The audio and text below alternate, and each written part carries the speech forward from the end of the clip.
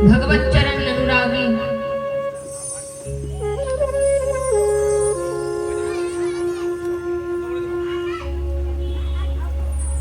भक्त जनों की हृदय में विराजित मेरे श्री श्री राधा राजबहरी जुगल सरकार की झांकी को मेरा अनंत कोटि प्रणाम। पधारे हुए समस्त भक्तन को, समस्त वैष्णव जनों को व्यासपीठ की ओर से जय श्री राधे। मंच में विराजित समस्त विप्रन को मेरा प्रणाम। संगीत सेवा में आए हुए समस्त गंधर्वों को व्यासपीठ की ओर से जय श्री राधे।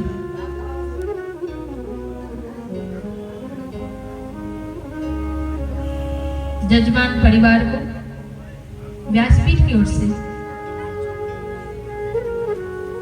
जय श्री कृष्ण। आइए कथा प्रारंभ करने से पूर्व सभी लोग अपने अपने इष्टों की ध्यान करते हुए मंगलाचरण कीजिए।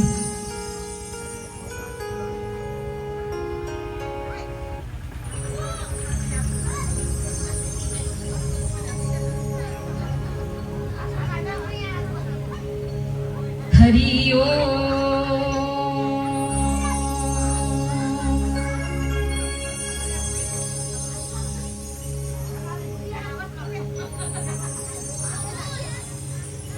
श्री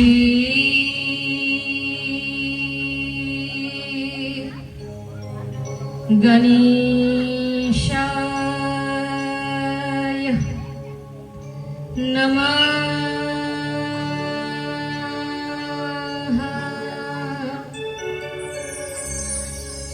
श्री सरस्वती नमः।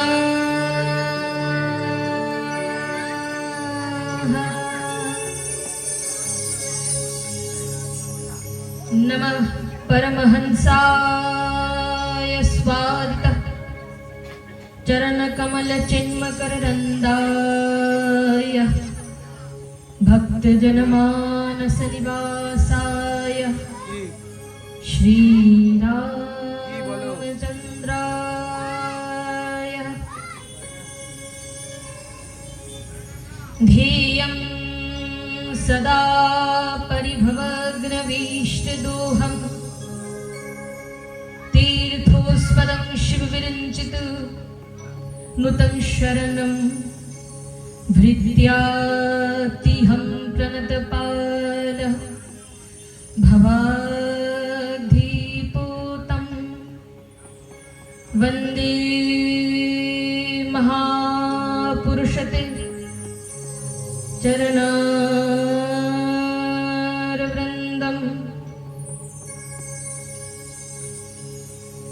वंशी विभूषितकरा नवनीतदाभात् पीताम्बरा दरुणबिम्बफलाधरोष्टात् पूर्णेन्दु सुन्दरमुखादर बिन्दूतनेत्रात् कृष्णात् परं किमपि तत्त्वं अहं न जाने। नारायणं नमस्कृत्यं नरं चैव नरोत्तमं देवीं सरस्वतीं व्यासं ततो जयमुदीरयेत्।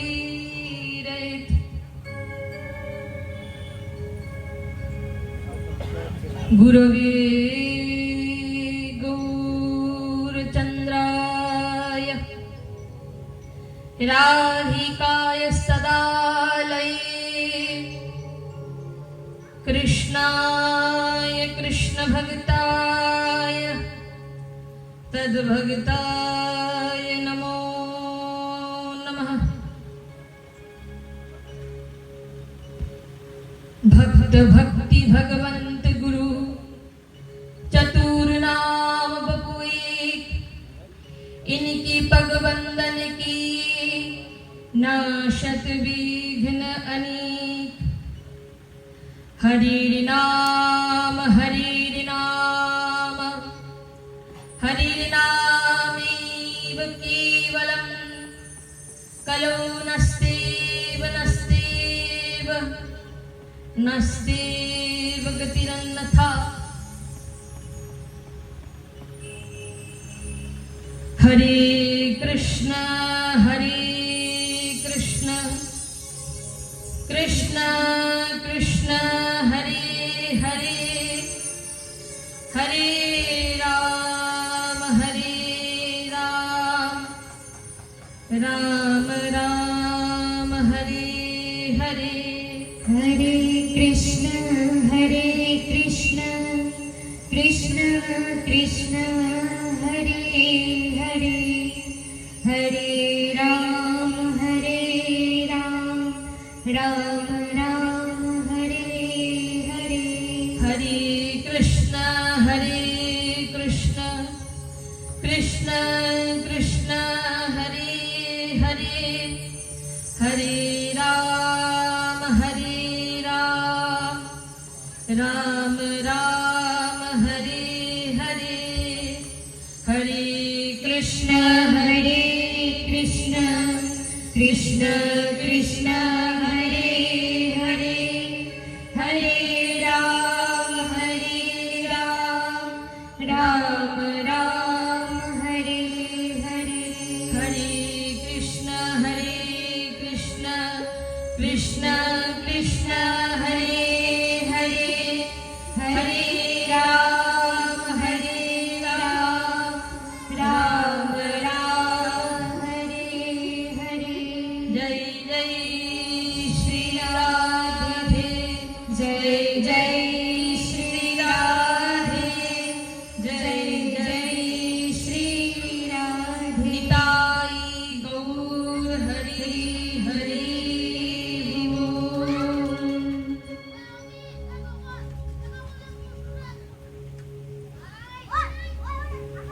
आइए मन वाणी को पवित्र करने के लिए प्रभु के मंगलमय नाम की गुण कीर्तन करते हैं सभी लोग।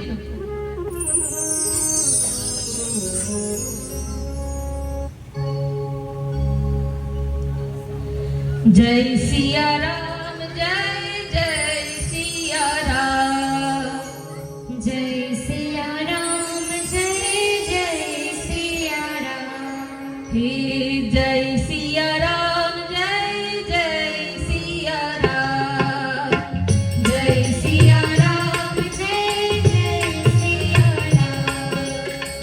जय सिया राम, जय जय सिया राम, जय सिया राम, जय जय सिया राम।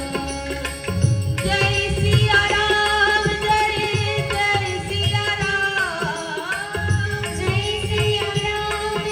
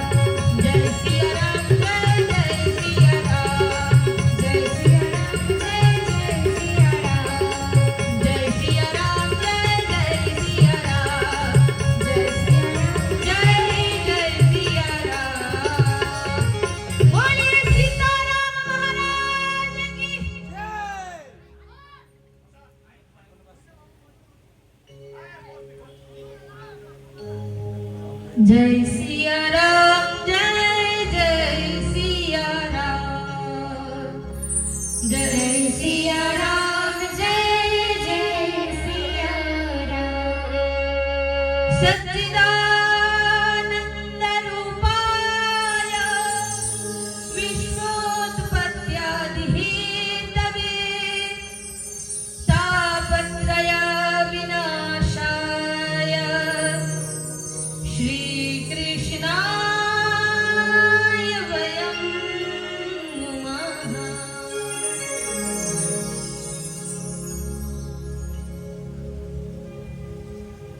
परम मंगल वे परात्पर अखिलेश्वर करुणा वरुणालय भक्तवांछा कल्पतरु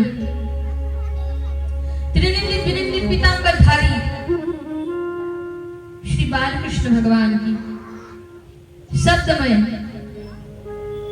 वाणीमय वांगमय प्रतिमूर्ति श्रीमद् भागवत महापुराण की सप्ताह व्यापी आयोजन में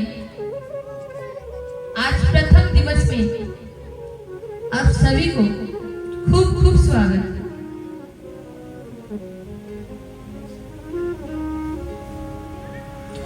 खंता की पावन धरा में आयोजित भागवत सप्ताह की प्रथम दिवस प्रारंभ करते हैं। आज भागवत जी की महत्व को हम वर्णन करेंगे।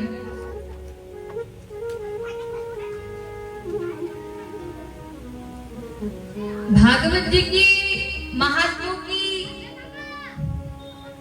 अर्थ क्या है? महत्व मतलब महत्व, किसी व्यक्ति का, किसी वस्तु का जब तक महत्व ज्ञान ना हो तब उस व्यक्ति के ऊपर, उस वस्तु के ऊपर हमारा श्रद्धा नहीं होती। श्रीमद् भागवत क्या है?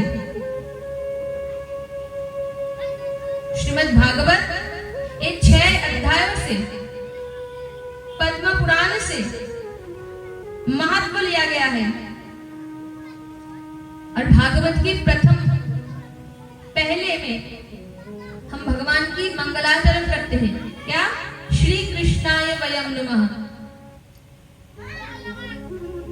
श्री जी के साथ हम अपने कृष्ण कन्हैया का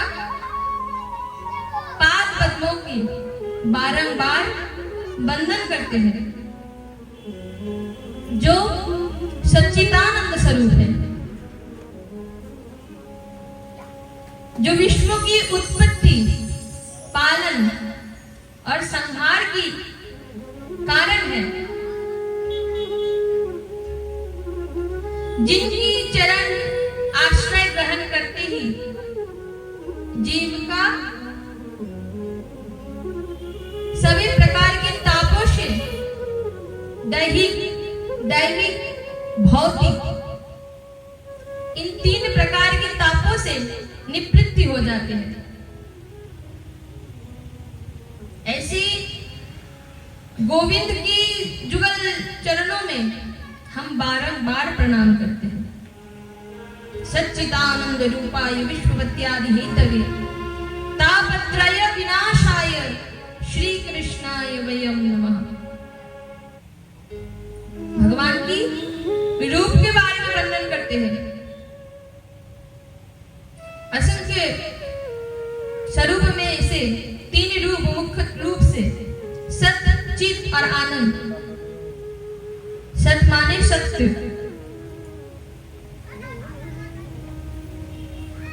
चित माने चैतन्य और आनंद, सच्चिदानंद। सत्य, चित और आनंद को मिलाकर होते हैं सच्चिदानंद।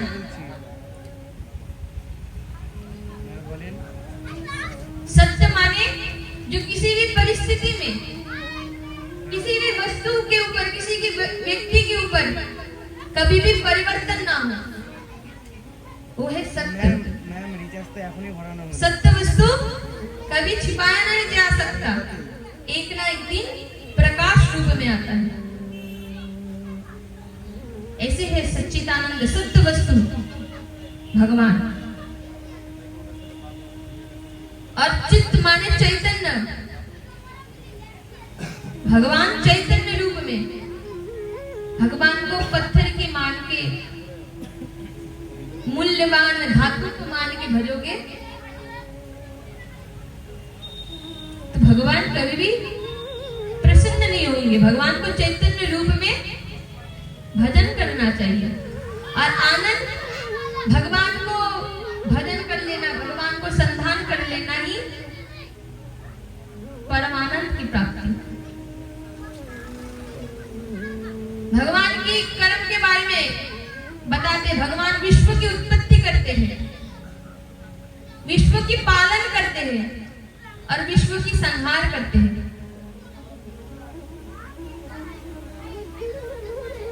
और तापत्रय विनाशाय, 3 प्रकार की ताप के बारे में बताते हैं, दैहिक, दैविक और भौतिक। दैहिक माने शारीरिक समस्या जो देह से जुड़ा हुआ है। आजकल के जमाने में ऐसे कोई व्यक्ति नहीं जिसके शरीर में दर्द नहीं, समस्या नहीं। इसको कहते हैं दैहिक ताप। और दैविक ताप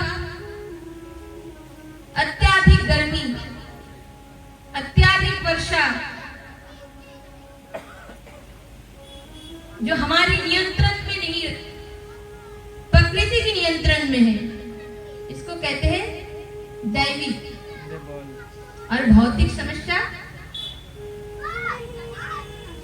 कि जीव के पास तो समस्या ही समस्या है, टेंशन ही टेंशन।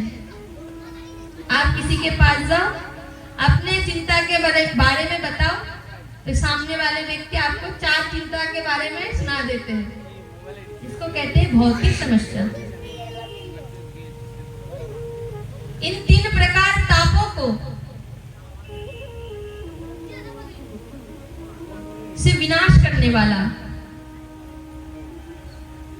वो कृष्ण कन्हैया की पाद पद्मों में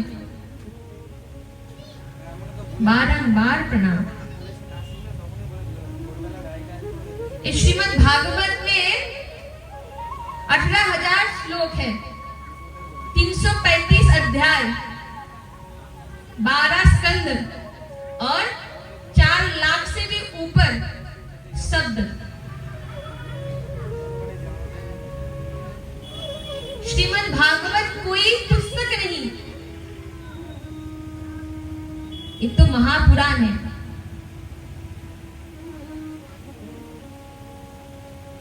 देखिए, पंडाल लगा लीजिए, लाइट लगवा लीजिए, फैन चला लीजिए, लेकिन पीछे से इलेक्ट्रिक सप्लाई ना हो तो बताओ लाइट जल सकता है, फैन चल सकता है? इतने लाइट, फैन, कुर्सी, पंडाल के आयोजन केवल पुस्तक के लिए नहीं, ये तो महापुराण है। इसको कहते हैं ग्रंथ। जो ग्रंथ माने जो ग्रंथि को खुलने वाला, जीव की भीतर जो गांठे हैं, उस गांठे को, ग्रंथि को खोलने का काम करता है ग्रंथ। तो श्रीमद् भागवत पहले नैमिषारण्य की पूर्ण भूमि में सुजी जी सौनक आदि 88,000 ऋषियों को ये मंगलमय कथा सुनाते हैं पहली बार। और सौनक जी अति कुशल श्रोता थे। कैसे श्रोता? बड़े निपुण श्रोता। कथामृतम रस स्वादित कुशल। सौनकादि ऋषि बड़े निपुण श्रोता थे, चतुर। जोड़ के जब सौनकादि ऋषियों सूत जी से कहे कि हे महाराज, हमारी हृदय में घोर अंधकार है, अज्ञान रूपी अंधकार, ये अंधकार से भरा हुआ है और आपके पास कोटि सूर्य समा प्रभा, कोटि सूर्य की समान दिव्य ज्ञान है। आप अपने दिव्य ज्ञान से हमारी हृदय की अंधकार को दूर कीजिए और आपकी एक ज्ञान की किरणें जब हमारी हृदय की अंधकार में पहुंचेगा तो हमारा जन्म जन्मांतर का अंधकार दूर हो जाएगा, विध्वंस हो जाएगा।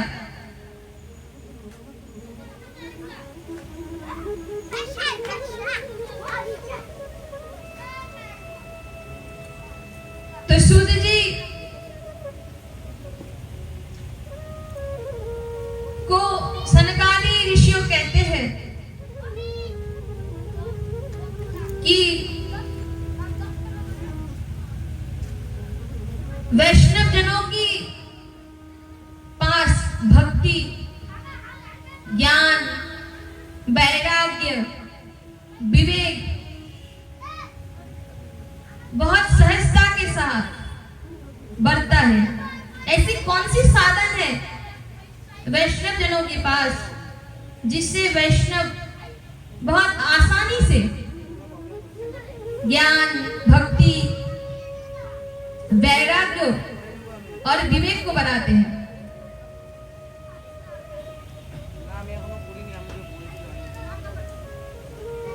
बड़े अनायास से उनके जीवन में समस्त मोह माया से निवृत्ति है। हम जानना चाहते हैं वैष्णव लोग क्या करते हैं जिससे बड़े आराम से माया मोह की निवृत्ति होती है और ज्ञान, भक्ति, वैराग्य, विवेक की वृद्धि हो जाती है। तो सूत जी कहते हैं, देखो महाराज, बड़े ध्यान से सुनो। सूत जी को सनकादि ऋषि कहते हैं, महाराज कलिकाल में जीव घोर अंधकार से डूबा रहेगा। ऐसी सहज से सहजतर मार्ग बताइए जिससे हम अति सहजता के साथ भगवान की प्राप्ति कर सकते हैं। ऐसी कृपा करके ऐसी भगवान की कथा रूपी सार को बताइए जिससे जीव बहुत सहजता के सहित भगवान की प्राप्ति कर सकते हैं। क्योंकि कलिकाल में जीव के पास इतना समय नहीं रहेगा।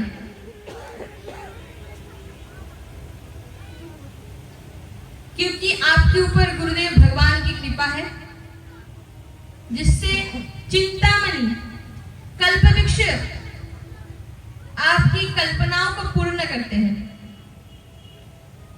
चिंतामणि से लौकिक संपत्ति की प्राप्ति हो सकता है और कल्पवृक्ष से स्वर्गीय संपदा की प्राप्त हो सकती है। पर चिंतामणि कल्पवृक्ष से आप लौकिक संपत्ति की मांग कर सकते हैं, प्राप्त कर सकते हैं, लेकिन चिंतामणि कल्पवृक्ष से आप ब्रह्मज्ञान की प्राप्ति नहीं कर सकते। ब्रह्मज्ञान देने की सामर्थ्य कल्पवृक्ष में नहीं है। बच्चे ना ये प्राकृतिक, भौतिक, लौकिक वस्तुओं पे दान कर सकता है लेकिन ब्रह्म ज्ञान नहीं करवा सकते हैं। लेकिन गुरुदेव भगवान की छत्र छाया में जीव लौकिक संपत्ति की मांग करे तो इसमें कोई चमत्कार नहीं। बेटा बेटी घर मकान दुकान ये बहुत सहजता से प्राप्त हो सकते हैं। गुरुदेव कृपा करें तो लौकिक सुख की कोई अभाव नहीं रहेगा। लेकिन गुरुदेव की कृपा होगी तो गुरुदेव ब्रह्म ज्ञान की प्राप्ति करवा सकते हैं। ये ब्रह्म ज्ञान परमात्मा के तत्वों को अवगत करा सकते हैं गुरुदेव भगवान। गुरुदेव भगवान से लौकिक सुखों की मांग मत करो। लौकिक मनो इच्छा की मांग करना क्या? बेटा बेटी घर मकान दुकान तो हर कोई दे सकता है, लेकिन केवल गुरुदेव की कृपा के बिना परमात्मा के तत्वों को समझना कभी भी संभव नहीं। बोले गुरुदेव भगवान की।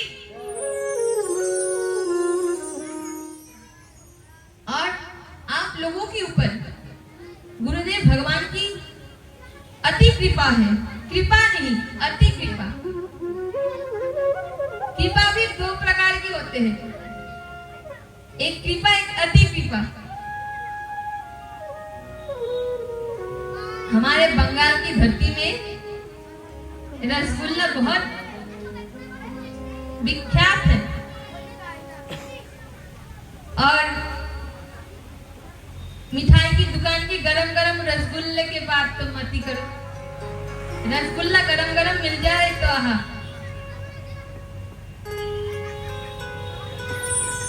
किसी गर्भवती मैया को मन में लालसा हुई, इच्छा हुई कि गरम गरम रसगुल्ला मिल सके तो, और उसी समय घर के उस महिला की ससुर जी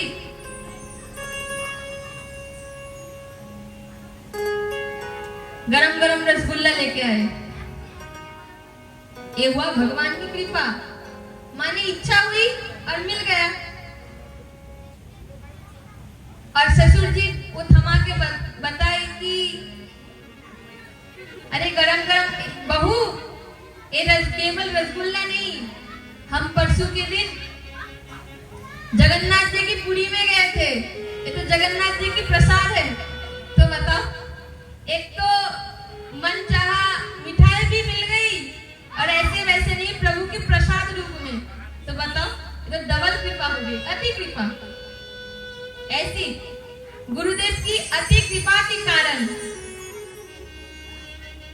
ऐसी प्रसाद मिल रहा है। शौनक आदि ऋषियों की ऐसे बातें सुनकर सुत जी बहुत प्रसन्न हो जाते हैं, गदगद हो जाते हैं।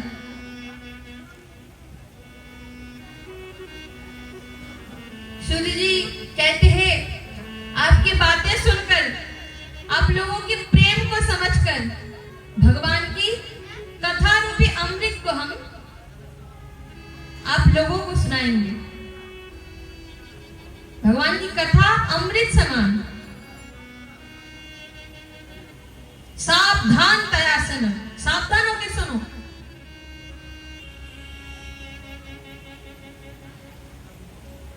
काल व्याल मुख ग्रास त्राश निनाश हेतवे श्रीमद् भागवतम शास्त्र कलो किरेनो भाषितम।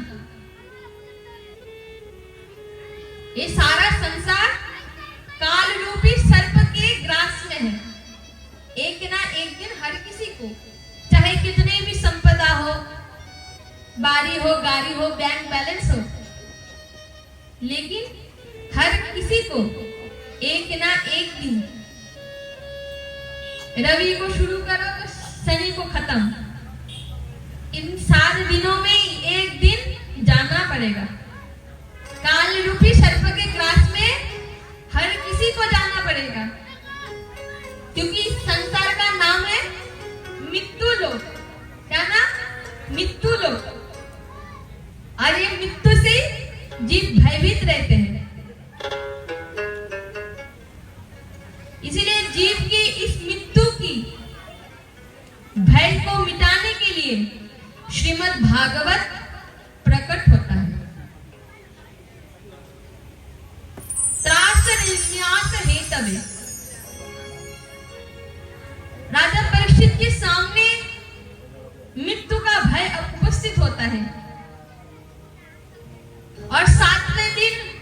जब सामने मित्र उपस्थित होता है तो सुखदेव भगवान इस श्रीमद् भागवत रूपी कथा को सुनाते हैं और सुखदेव जी की मुखारविंद से श्रीमद् भागवत की कथा सुनकर, सुखदेव जी की मुखारविंद से भागवत जी की कथा को सुनकर राजा परीक्षित के भीतर में जो मृत्यु की भय था, डर था, वो समाप्त होते हैं। बताओ, इससे बड़ा चमत्कार कोई हो सकता है? जब सुखदेव भगवान राजा परीक्षित को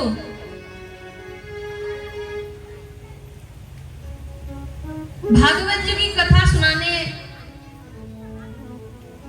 जा रहे थे, पारण करना जा रहे थे, तभी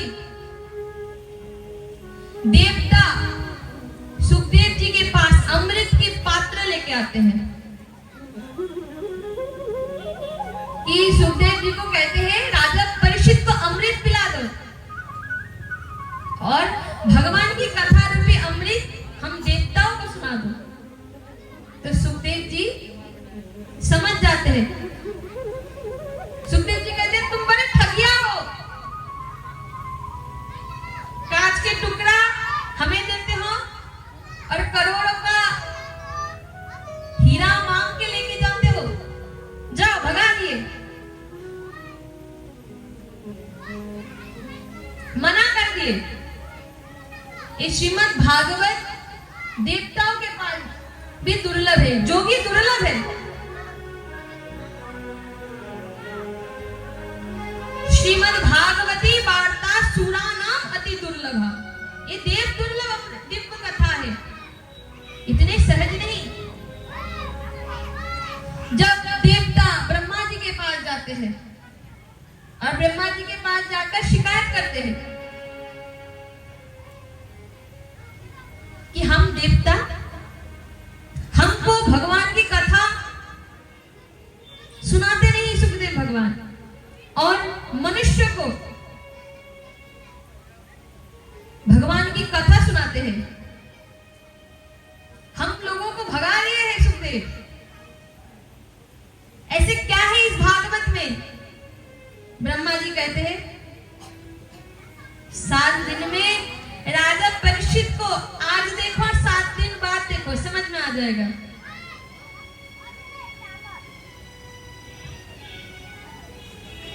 सात दिन बाद जब राजा परीक्षित को भगवत प्राप्ति करने देखा तो ब्रह्मा भी आश्चर्यचकित हो जाते हैं। ये तो कमाल हो गया। देखिए, ब्राह्मण के श्राप से किसी व्यक्ति को मृत्यु आ जाए तो उस व्यक्ति को सद्गति नहीं होता। किसी जीव को ब्राह्मण श्राप दे दे तो उस जीव का सद्गति नहीं होता है, पहले बात। और दूसरे बात, अकाल मृत्यु, जैसे सर्प डसने से, अग्निदाह से, कोई एक्सीडेंट से किसी की मृत्यु हो जाए तो उसका भी सद्गति नहीं होता है। देखो, राजा परीक्षित को 2 प्रकार की समस्या से सम्मुखीन होना पड़ा है। ब्राह्मण की शाप भी मिला और अकाल मृत्यु जैसे तक्षक नाग आके डसेंगे। तो बताओ, राजा परीक्षित को सद्गति मिल सकता है? लेकिन राजा परीक्षित को मुक्ति कभी भी नहीं मिल सकता है। लेकिन केवल भागवत जी की शरण में बैठ के, भागवत जी की छत्र छाया में बैठ के, सुखदेव जी की मुखारविंद से जब भागवत कथा श्रवण की राजा परीक्षित, तो राजा परीक्षित को भी सद्गति मिल सकता है। ऐसे देव दुर्लभ दिव्य कथा है, ये सहज वस्तु नहीं। भागवत में 4 वर्ण आते हैं, 4 अक्षर अक्षर आते हैं। भागवत, भ से भक्ति, ग से ज्ञान, ब से वैराग्य और त से तत्व। ये तत्वों को अवगत कराने का कर्म करते हैं गुरुदेव भगवान।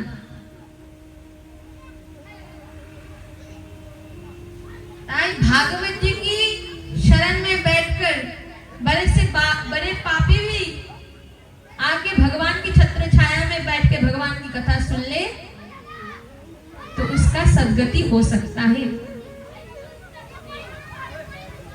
भगवान की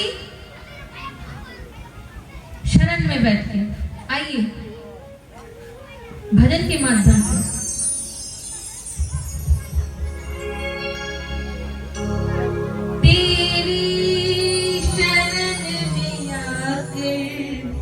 मैं धन्य हो गया। श्री भागवत महापुराण की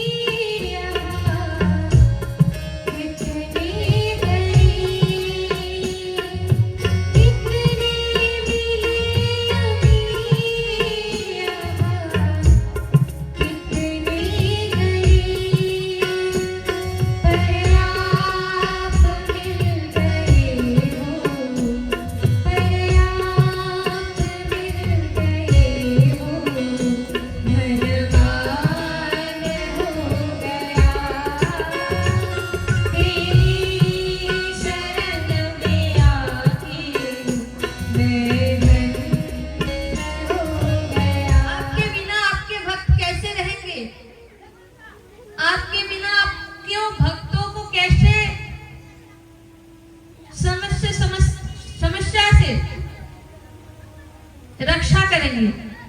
तो भगवान कहते हैं हम जा नहीं रहे,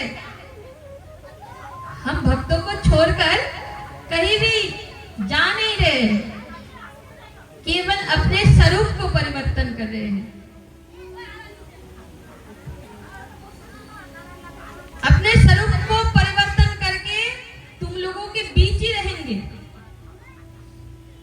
और भगवान की वो शाम रूप विग्रह था जो एकदम प्रकाश में परिणत हुआ और एक दिव्य प्रकाश श्रीमद् भागवत में आकर प्रतिष्ठित हो गया। भगवान सांवले, भगवान की शरीर की रंग कैसा सांवले और भागवत जी की प्रत्येक अक्षर भी सांवले। केवल भगवान अपने स्वरूप का परिवर्तन किया और भागवत जी की राधा रानी की जो स्वरूप है वो तो एक रहस्य है। कोई बताते हैं भागवत जी में श्रीमती राधा रानी की कोई व्याख्या नहीं है। कोई कहते हैं असंख्य जगह है जहां पे श्रीमती राधा रानी को वर्णन किया गया है। भागवत जी की गंभीरता ही राधा रानी की स्वरूप है। भागवत जी की गंभीरता, राधा रानी की स्वरूप को हर किसी की समझ में नहीं आ सकता। हर किसी का स्वरूप, हर किसी की दिमाग में राधा रानी की स्वरूप अवगत नहीं किया जा सकता है। भागवत की शब्द शब्द में, अक्षर अक्षर में इसका दिव्य अर्थ भाव छुपा हुआ है। तो सौनक आदि ऋषियों सुध जी से पूछते हैं, श्रीमद् भागवत सप्ताह केवल सप्ताह पारायण क्यों होता है? केवल 7 दिन में क्यों होता है? महीना पारायण भी हो सकता है, वर्ष पारायण भी हो सकता है। इस 7 दिन की प्रथा कौन पहले शुरू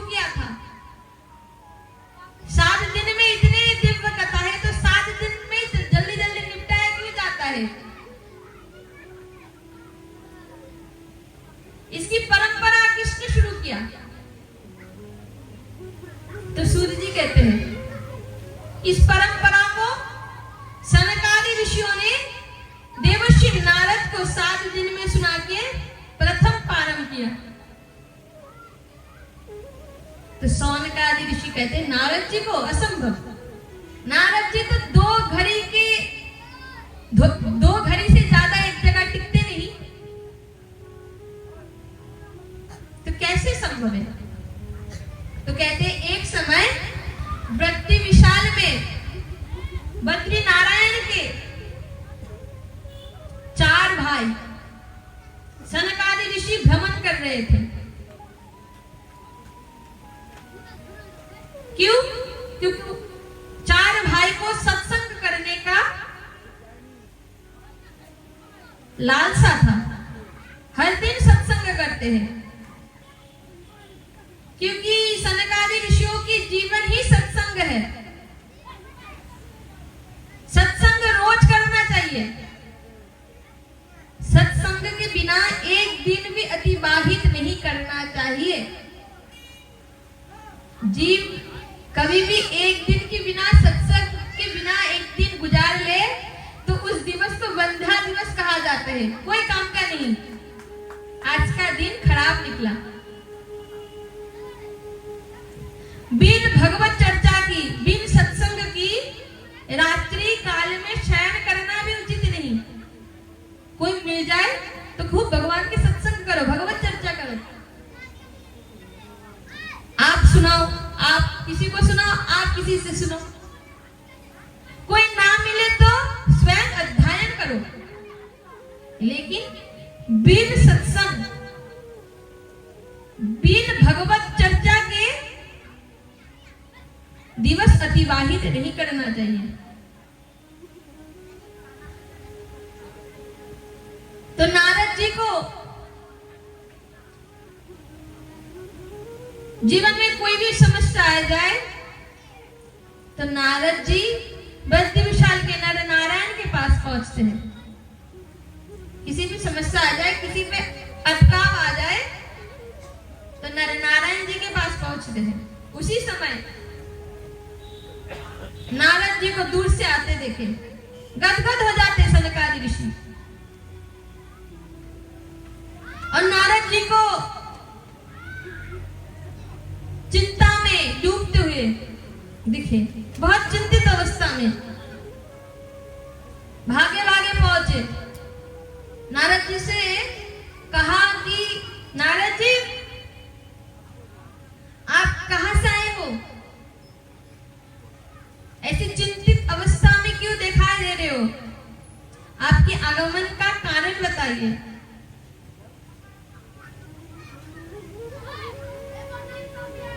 देखिए, वल्लभाचार्य महाप्रभु ने कहा है वैष्णव जनों को कभी भी चिंता नहीं करना चाहिए।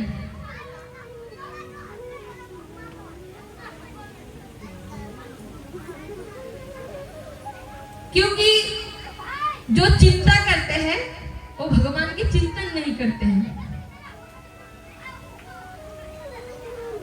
भगवान को जो समर्पण कर लिया, भगवान को जो आत्मनिवेदन कर लिया, उस जीव चिंता करे तो क्या मतलब निकलता है कि भगवान के ऊपर कोई भरोसा नहीं।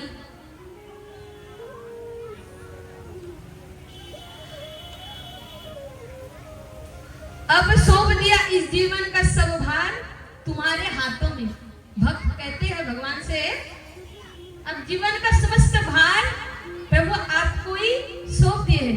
चाहे आप निर्वाण करो, चाहे निर्माण करो, जो करना है करो। शरणागति ले लेते हैं जीव, तो जीव की कोई चिंता नहीं रहता।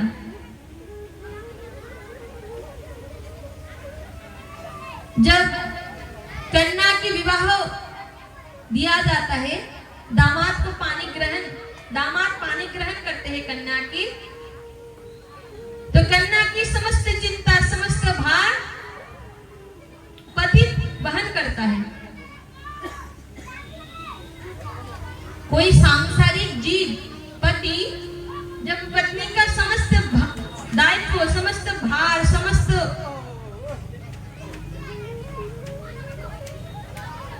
कुछ का निर्वहन कर सकता है, वहन कर सकता है, तो बताओ जगतपति जब हमारे पानी ग्रहण कर ले तो भगवान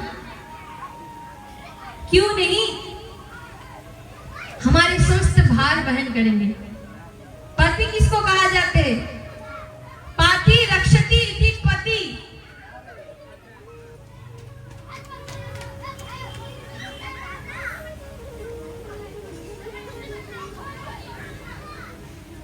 जब कोई सांसारिक जीव कन्या की भार वहन कर सकता है, जागतिक पति जब कन्या की भार वहन सकता है, तो जगतपति कैसे भार नहीं कर सकते हैं। चक्रवर्ती सम्राट एक दिन शिकार कर रहे थे, तो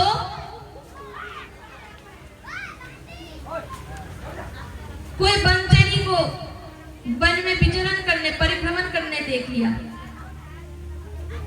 मन ही मन चक्रवर्ती सम्राट को उस बनचरी से प्रेम हो जाता है। पत्नी बना के जब महलों में लेके आए तो केवल बनचरी नहीं था, अब सम्राट की पत्नी था।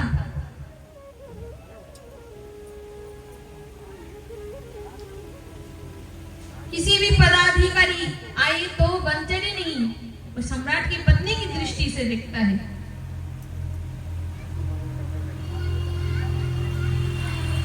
जो भक्त को रक्षा करते हैं, भगवान की नाम, राम नाम रक्षति। हमारे साथ श्री रघुनाथ, तो किसी बात की चिंता। इसीलिए भक्त को कभी भी चिंता नहीं करना चाहिए।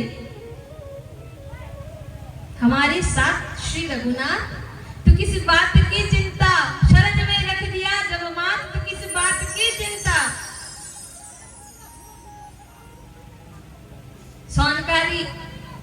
सनकादि ऋषि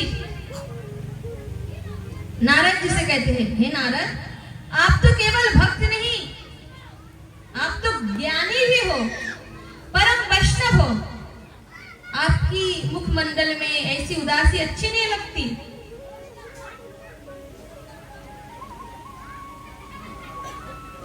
आप तो विरक्त हो। आपकी चिंता के कारण बताओ।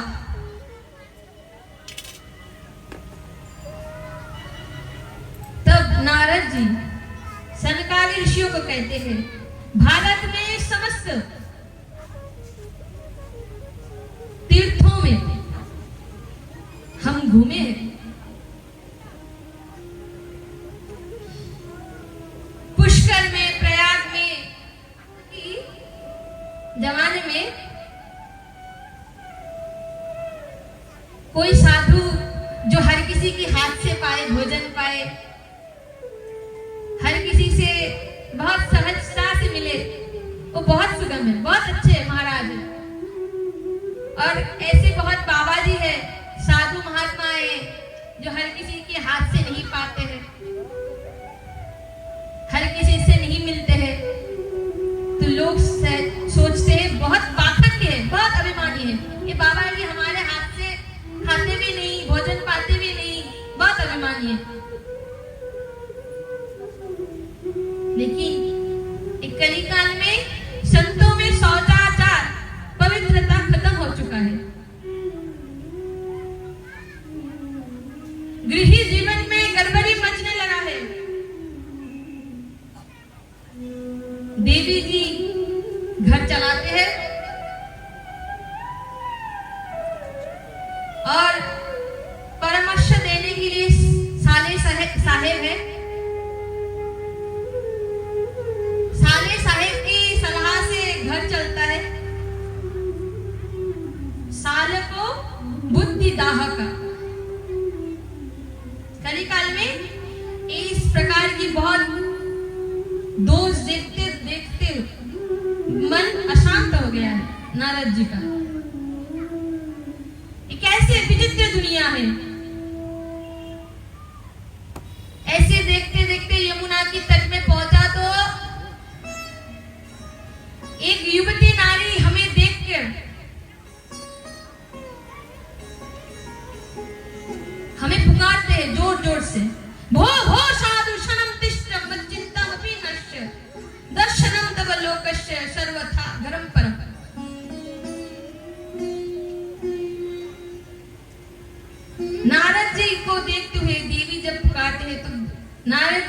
से अपने परिचय पूछते हैं, हे युवती नारी, तुम्हारा परिचय क्या है?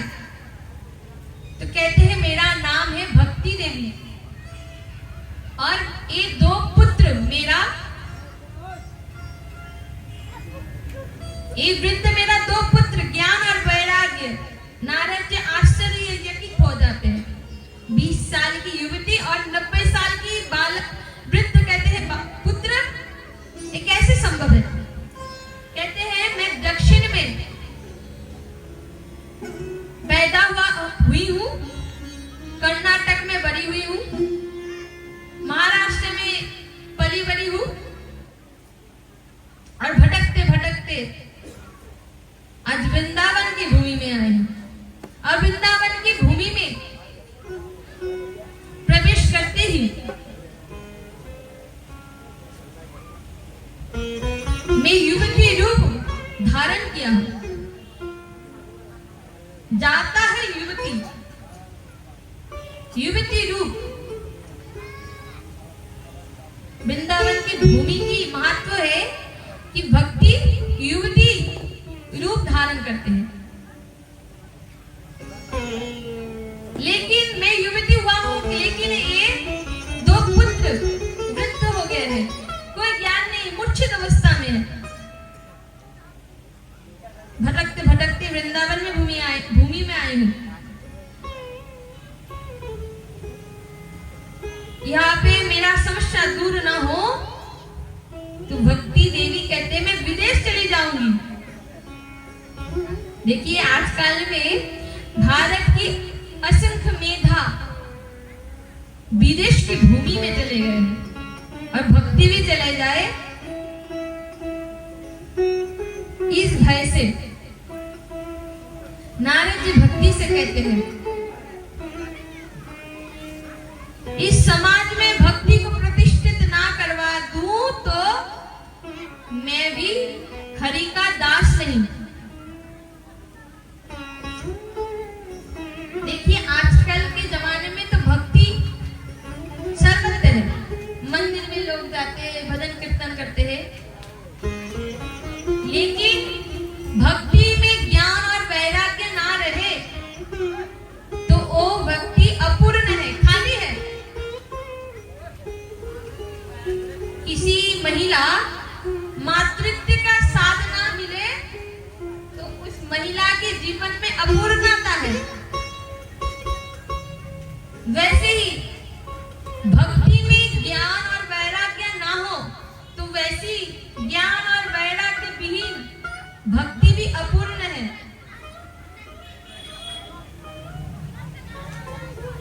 लेकिन भजनानंदी भक्त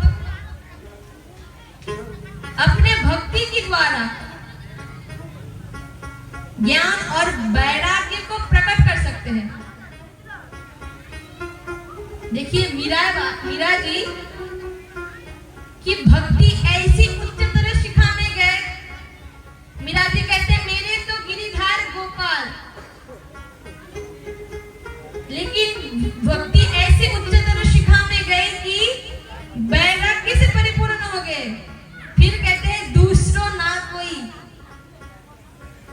जीव जब वैराग्य से परिपूर्ण हो जाए तभी ऐसे वचन कह सकता है, मेरे तो गिरिधर गोपाल, दूसरों ना कोई, जाके सिर मोर मुकुट मेरो पति से।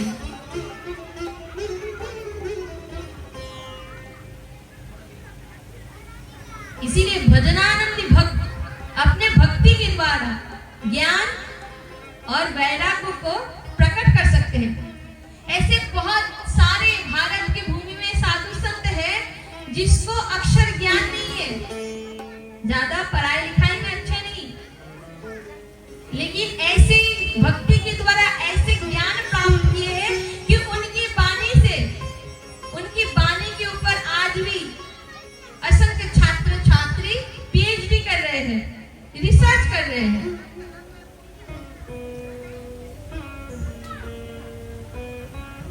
आज भक्ति देवी देवर्षि नारद को देखते कहते हैं, देवर्षि नारद कृपा करो। ये वही नारद है जो धूप को धूपतारा बना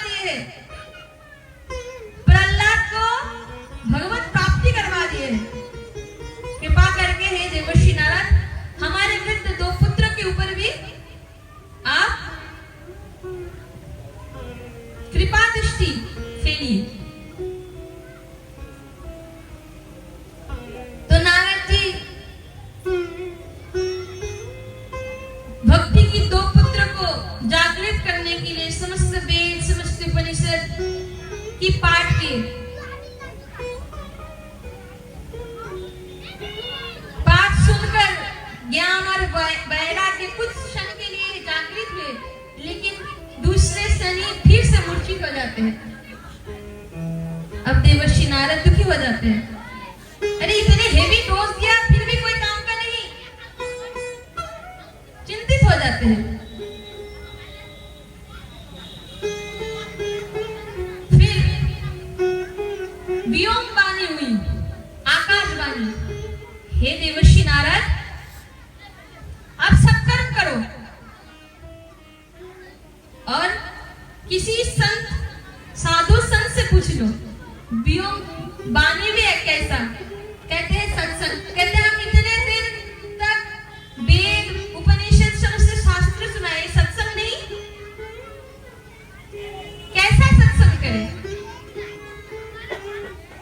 और ऊपर से कहते हो किसी साधु संत से पूछ लो, नाम बता देते, एड्रेस बता देते तो जाके डायरेक्ट पूछ लेते कैसे सत्कर्म करना चाहिए।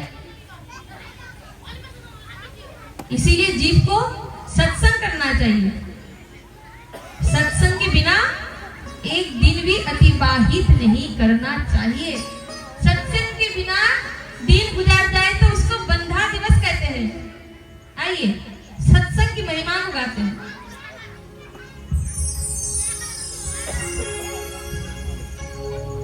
सत्संग है ज्ञान सरोवर, सुखों की खान बंदे, सत्संग से मिल जाते सचमुच भगवान बंदे।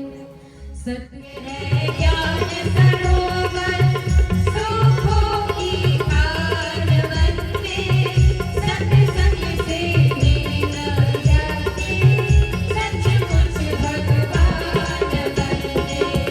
सत्संग से मिल जाते सचमुच भगवान बंदे। सत्संग से मिल जाते सचमुच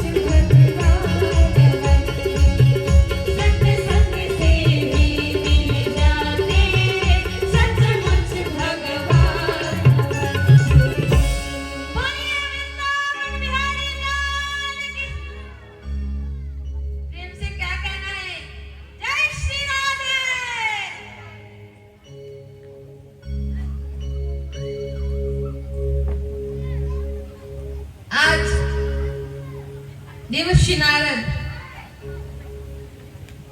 भटकते भटकते बद्री नारायण के पास पहुंचते हैं और उसी समय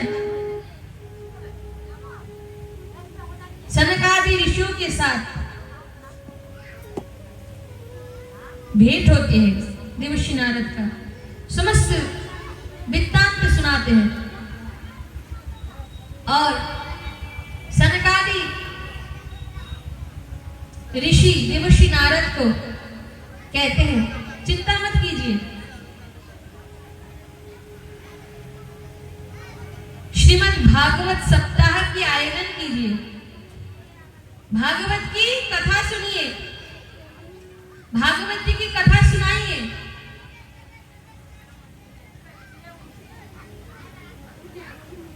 तो देवर्षि नारद कहते हैं पिता ब्रह्मा ने भागवत हमें सुनाए थे, मेरी प्रेरणा से ही व्यास जी ने भागवत की रचना की है। बताओ इतने समस्त वेद उपनिषद शास्त्र सुनाए फिर भी कुछ फल नहीं हुआ, तो भागवत जी के सुनाने से क्या फल होगा।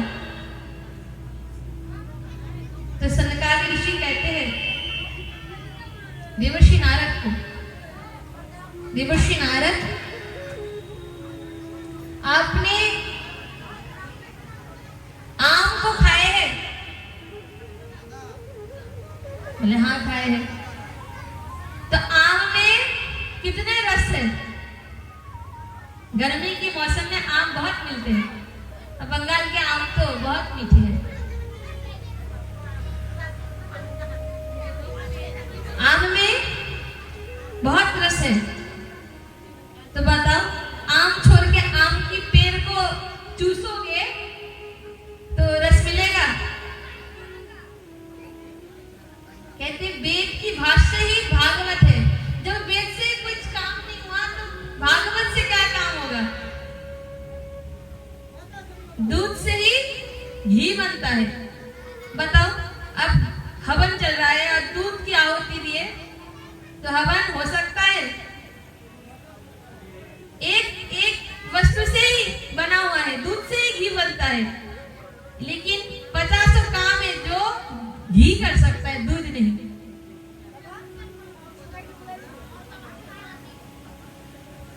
वेद है वृक्ष और भागवत है उस वृक्ष का फल। ऐसे वैसे फल नहीं, रस से परिपूर्ण फल। और सत्संग से हमारी सोए हुए बुद्धि, सोए हुए विवेक जागृत होते हैं। बिन सत्संग विवेक ना होई, राम कृपा बिन सुलभ न सोई। अब नारद जी का मन में उत्पन्न समस्त संशय दूर हो जाते हैं।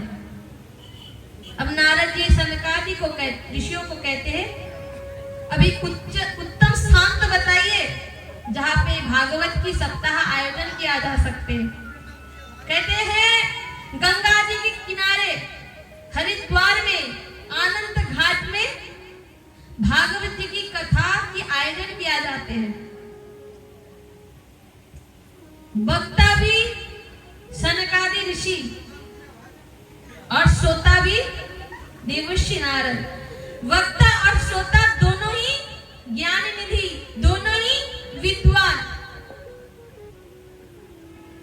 जब वक्ता और श्रोता दोनों ही विद्वान हो तो कथा कितना सुंदर होगा। इस कथा को सुनने के लिए दूर दूर से ऋषि महात्मा आते हैं। जब सनकादि ऋषि भागवत की महात्मा को सुनाते हैं, तभी उसी समय उस क्षण में भागवत जी की पंडाल में भक्ति देवी अपने 2 पुत्र ज्ञान और वैराग्य के साथ झूमते हुए, नाचते हुए, गाते हुए आते हैं, पंडाल में प्रवेश करते हैं। कैसे आते हैं? भक्ति देवी ज्ञान और वैराग्य नाचते हुए, झूमते हुए गाते हैं। श्री कृष्ण गोविंद हरे मुरारी, हे नाथ नारायण वासुदेवा। श्री कृष्ण गोविंद हरे मुरारी,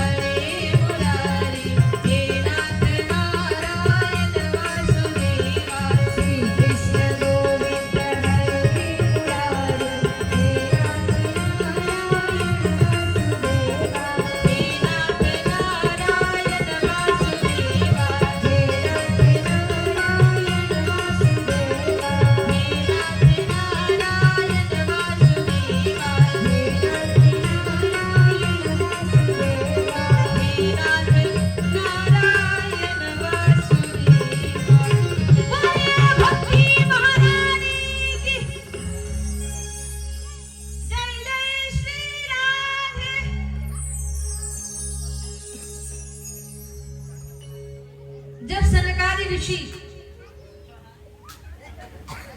भागवत की महात्मा सुनाते हैं, उसी समय महात्मा को सुनकर ही भक्ति महारानी अपने 2 पुत्र ज्ञान और वैराग्य के साथ कथा पंडाल में पहुंचते हैं। कहाँ बैठे? अब भक्ति महारानी पूछते हैं पंडाल में कहाँ बैठे, कहाँ पे विराजमान हुए? तो सनकादि ऋषि कहते हैं, जाओ भक्तों की मन मानस में बैठ जाओ, भक्तों की चित्त में विराज जाओ। जिसके हृदय में भक्ति विराजमान होते हैं, उनको भगवान के पीछे दौड़ना नहीं पड़ता। भगवान उस भक्त के पीछे पीछे दौड़ता है। आंगन को, घर को कितने भी अच्छे से मकान बनाओ, दुकान बनाओ, आंगन बनाओ, लेकिन उस आंगन को सुंदर रखने का, पवित्र रखने का काम करते हैं घर की महिला। जब हमारी चित्त की आंगीना में साफ सफाई होगा और भक्ति खुद साज श्रृंगार करके बैठेंगे, तो भगवान खुद ब खुद खींचे चले आएंगे।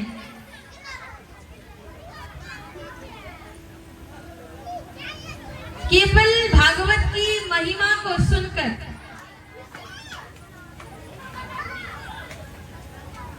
भक्ति ज्ञान और वैराग्य विराजमान होते हैं। बाकी कथा तो अभी भी बाकी है, नारद जी प्रसन्न हो जाते हैं। इसीलिए भागवत केवल पुराण नहीं, महापुराण है। ये भागवत कथा सुनने से केवल मन में भक्ति उत्पन्न नहीं होते हैं, और भागवत की कथा सुनने से जीव की महा से महापाप भी दूर हो सकते हैं। सकल पाप भी कटता है भागवत की श्रवण मात्र से। तो देवर्षि नारद पूछते हैं, ऐसे कोई पापी है? केवल भागवत कथा सुनने से पापी की पाप दूर हो जाए। तो दृष्टांत देके बताते हैं, कथा सुनाते हैं। तुंगभद्रा नदी के किनारे एक विद्वान ब्राह्मण था, जिसका नाम था आत्मदेव शास्त्री। और आत्मदेव शास्त्री की पत्नी की नाम था धुंधली। जीवन में कोई समस्या नहीं, लेकिन एक ही दुख था, कोई संतान नहीं था। संतान प्राप्ति करने के लिए, संतान नहीं होने के कारण अपने प्राण को त्यागने के लिए जंगल में चले जाते हैं आत्मदेव शास्त्री। रोते हुए जब जंगल की ओर जाते हैं, तब दूर से एक सन्यासी आत्मदेव शास्त्री को देखते हैं। सन्यासी आत्मदेव के पास जाते हैं, पूछते हैं, आपकी रोदन के पीछे का कारण क्या है? कहते हैं, महाराज भगवान का दिया हुआ सब कुछ है, लेकिन कोई संतान नहीं है। संतान के लिए रो रहे हैं। अब सन्यासी मनी मन मुस्कुराते हैं, हम सोच रहे थे कि जंगल में भगवान को खोजने के लिए, भगवान की विरह में रो रहे हो, लेकिन रोना भी किसके लिए? संतान के लिए। कहते हैं, आपको देखकर तो ज्ञानी लगते हो, ब्राह्मण हो, लेकिन पागलों जैसे बात क्यों कर रहे हो? बताओ, संतान से सुख मिलेगा इसका कोई गारंटी है? कर्म की गति बहुत बलवान है, संतान से सुख नहीं मिलेगा। भगवान का भजन किया करो। तो आत्मदेव शास्त्री सन्यासी को कहते हैं, ब्राह्मण तुम बाबा बैरागी लोग क्या जानो संतान की सुख, पुत्र का सुख क्या होता है। बाबा हमें ज्ञान नहीं चाहिए, बाबा हमें तो आशीर्वाद चाहिए।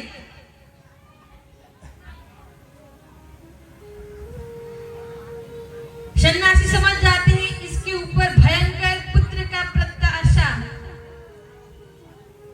पुत्र प्राप्ति का भूत सवार है। ज्ञान की बातें सुनाते हैं सन्यासी, कुछ काम नहीं आया 7 जन्म तक। तो सन्यासी कहते हैं हम ज्योतिष विद्या भी जानते हैं, हम जानते हैं आपकी भाग्य को देखकर बता सकते हैं कि इस जन्म में क्या है, अगले 7 जन्मों तक भी आपको कोई पुत्र प्राप्ति नहीं हो सकता है। आत्मादेव फूट फूट के रोने लगे। सन्यासी को कहते पुत्र नहीं मिलेगा, इस जन्म में नहीं मिलेगा तो अभी आपके सामने ही अपना कपाल क्या करूंगा, आपके सामने ही अपने प्राण त्याग दूंगा, और आपको सामने ही प्राण त्याग दूंगा तो आपको ब्रह्म हत्या का दोष लगेगा। अब सन्यासी समझता है घोर समस्या आ गई।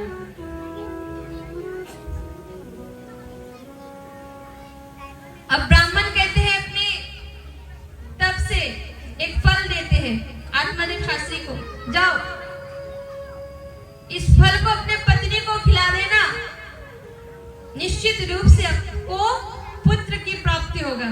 आत्मदेव प्रसन्न हो जाते हैं, नाचते झूमते हुए घर में वापस आते हैं,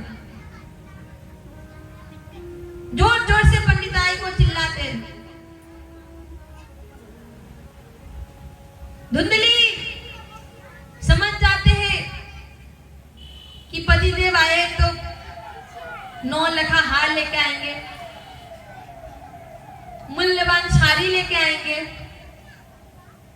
घर से बाहर जब निकले तो देखते हैं पतिदेव हाथ में एक फल थमा देते हैं।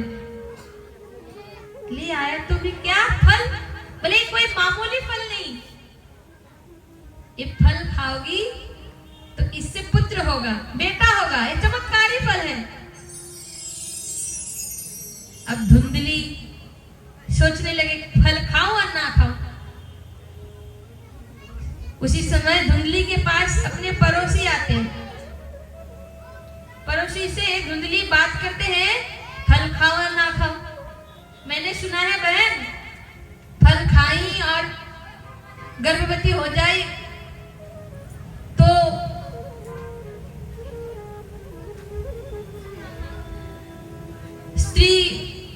गर्भवती स्त्री कभी भी भाग नहीं सकते, दौड़ नहीं सकते।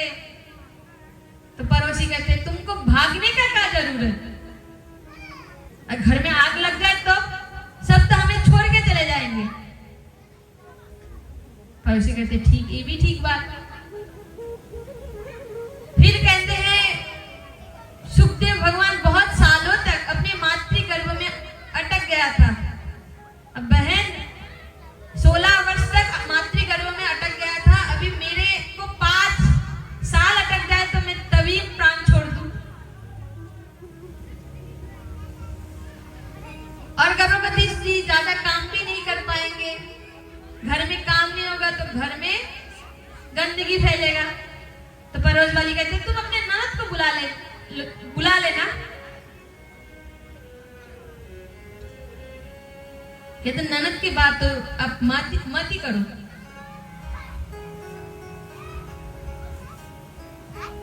इतने फल ना खाने की लिस्ट बताई, अब पड़ोसन भी कहने जो करना है करो। निर्णय लिया फल नहीं खाऊंगी। उसी समय धुंधली की बहन आते हैं, कहते हैं फल नहीं खाना है तो नहीं खाओ, मैं भी गर्भवती हूँ, मेरे जो बालक होंगे मैं तुमको दे दूंगी। धुंधली बहुत प्रसन्न हो जाते, बहन हो तो तेरे जैसी। रात्रि में चुपचाप अपने बेटा को लेके देते हैं। ये धुंधली हमारी बुद्धि और आत्मदेव है हमारे आत्मा, और धुंधली की बहन है हमारी मति, मन। जब बुद्धि के साथ मन मिल जाए, पार्टनरशिप कर ले आपस में, तो समझ जाना काम तमाम।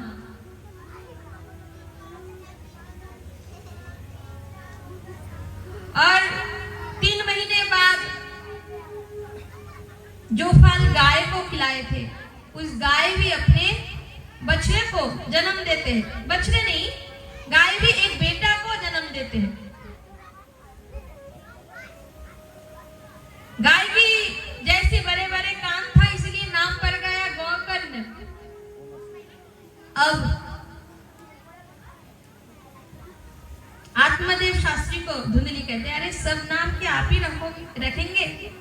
मेरा बेटा, मेरे नाम से बेटा का नाम हो। नाम पड़ गया धुंधकारी। एक घर में 2 बालक, गौकर्ण और धुंधकारी। एक पापात्मा, एक पुण्यात्मा, एक विख्यात और एक कुख्यात, एक विद्वान और एक दुष्ट। धुंधकारी बड़े होते ही दुष्ट कर्म करने लगा, चोरी करने लगा। गौकर्ण महाज्ञानी और धुंधकारी महाखलक। आत्मदेव की समस्त सम्मान को नष्ट कर देते हैं धुंधकारी। ये वही आत्मदेव है जो पुत्र प्राप्ति के लिए जंगल में रो रहे थे। आज वही आत्मदेव उस पुत्र के लिए फिर से रो रहे हैं, जंगल में प्राण देने के लिए जा रहे हैं। इससे अच्छा पुत्र नहीं होता। गौकर्ण महाराज समझ जाते पिता के दुख को, प्रेम से समझाते हैं कि इस दुनिया में कोई भी सुखी नहीं। इस दुनिया का नाम है दुखालय। हर कोई दुखी है, लेकिन जो नितांत एकांत में बैठकर भगवान की चिंतन करते हैं, परम तत्व को समझते हैं, वही सर्व सुखी है। इस संसार से प्रीति मत करो। किसी से प्रत्याशा रखोगे तो बदले में दुख ही मिलेगा। प्रीति रखना है तो वो अविनाशी से रखो, उन प्रभु से रखो, प्रभु से प्रीति करो। भगवान से ममत्व करो। भगवान की कथा सुनते सुनते भगवान के प्रति आत्मदेव की अनुराग बढ़ता है। आत्मदेव समझते, गौकर्ण की बातें समझकर उस सन्यासी की बातें याद आते हैं। ये तो वही बात है जो बहुत साल पहले वो सन्यासी कहे थे, परमात्मा को भजो। समझ जाते हैं। फिर आत्मदेव वन में दशम स्कंद की पाठ करते करते अपने प्राण को छोड़ते हैं, भगवत प्राप्ति करते हैं, सद्गति लाभ होते हैं। और धुंधली को धुंधकारी मारता पीटता था, और एक दिन धुंधली कुएं में कूदकर आत्महत्या करते हैं। और धुंधकारी 5 वेश्या को साथ में लेकर जीवन अतिवाहित कर रहे थे। एक दिन 5 वेश्या समझते हैं कि इनके पास बहुत संपत्ति है, तो सभी 5 जन मिलके धुंधकारी को मार देते हैं। मुंह फाड़ के जब धुंधकारी चिल्लाता है, मुंह में अंगारों डाल देते हैं चिल्लाते हुए। धुंधकारी की मौत हो जाती है। फिर गौकर्ण महाराज गया में जाकर धुंधकारी के लिए श्राद्ध करके आते हैं, फिर भी कोई सदगति नहीं हुआ। रात्रि काल में धुंधकारी गौकर्ण महाराज को बताते हैं अपने दुर्दशा के बारे में। धुंधकारी पेट योनि की प्राप्त हुआ, 100 सात भी कर लिया जाए तो कुछ भी नहीं होगा। फिर गौकर्ण महाराज सूर्य नारायण भगवान से प्रार्थना करते हैं। सूर्य नारायण भगवान प्रसन्न होकर उत्तर देते हैं, भागवत सप्ताह करो, भागवत सप्ताह कर्म करो। फिर गौकर्ण महाराज आषाढ़ के महीने में शुक्ल पक्ष में भागवत की आयोजन करते हैं। और धुंधकारी पेट योनि में प्राप्त होने के कारण पेट के शरीर वायु प्रदान शरीर होता है, इसीलिए एक बांस में 7 गांठे युक्त बांस में धुंधकारी विराजते हैं। और गौकर्ण महाराज 7 दिन तक श्रीमद् भागवत की कथा सुनाते हैं। और भागवत की कथा 1 दिन, 2 दिन, 3 दिन करते करते एक एक दिन बीतता गया और एक एक गांठे खुलता गया। 7वां दिन होते ही भगवान के पार्षद रथ लेके धुंधकारी को अपने साथ में वो 7 गांठ खुल के एक दिव्य पुरुष प्रकट होता है और उस दिव्य पुरुष को भगवान के पार्षद अपने धाम लेके जाते हैं। बताओ, इतने सारे लोग भगवान की कथा सुन रहे थे, केवल रथ आया था धुंधकारी के लिए। तो बताते हैं भगवान की कथा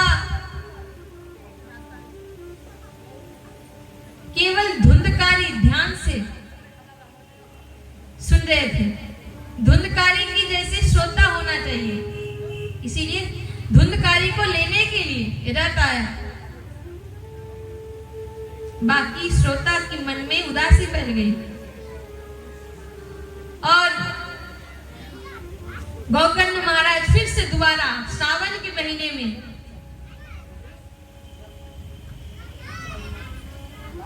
शुक्ल पक्ष में दोबारा कथा के आयोजन करते हैं। इस कथा में प्रत्येक श्रोता के लिए एक के बाद एक भगवान की रथ लैंडिंग हो रहा था। सबके लिए रथ आया। इतिहास में पहली बार ऐसी कथा हुआ कि श्रोता केवल मनुष्य नहीं, पशु पक्षी भी था। ऐसी अलौकिक कथा हुआ कि सबके लिए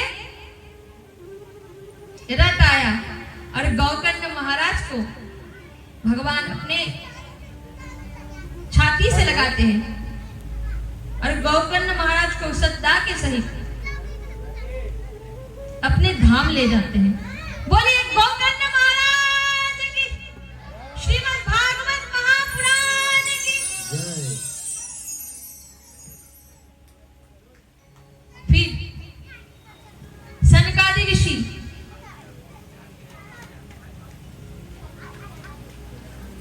इस श्रीमद् भागवत सप्ताह ज्ञान की विधि के बारे में बताते हैं, क्या करना चाहिए।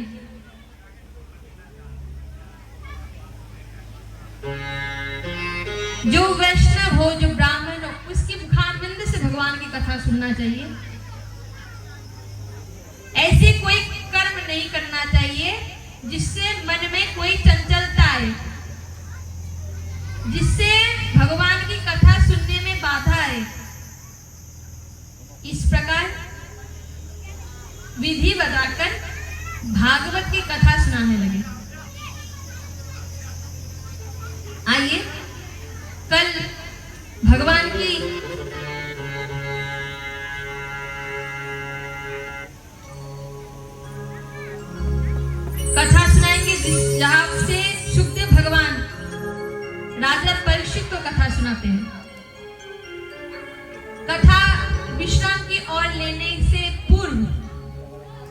भगवान की मंगलमय नाम की शरण करते हैं। कल की कथा की समय 5 बजे से सभी लोग अपने साथ में अपने भाई बंधु मित्र परिवार वाले को लेके आइएगा। देखिए, जो बीमा कंपनी होता है LIC जैसे, तो बीमा कंपनी में जो सर्विस करते हैं तो हर किसी के पास जाकर बीमा करवाते हैं, हमारी बीमा करवा लीजिए। तो सर्वेंट जो है उसका क्या फायदा? कहते हैं जितने लोग बीमा करवाएंगे उससे कुछ प्रतिशत प्रॉफिट मिलेगा, कुछ परसेंटेज मिलेगा। इसीलिए साधु संत केवल अकेले नहीं आते, साथ में दल बल को लेके आते। जितने लोग होंगे उतने लोगों की पुण्य भी कुछ प्रतिशत मिलेगा। इसीलिए कल 5 बजे से कथा प्रारंभ होगा। आप लोग 4:30 तक आ जाइएगा। आइए, कथा विराम की ओर जाने से पूर्व भगवान की 2 मिनट नाम कीर्तन करते हैं।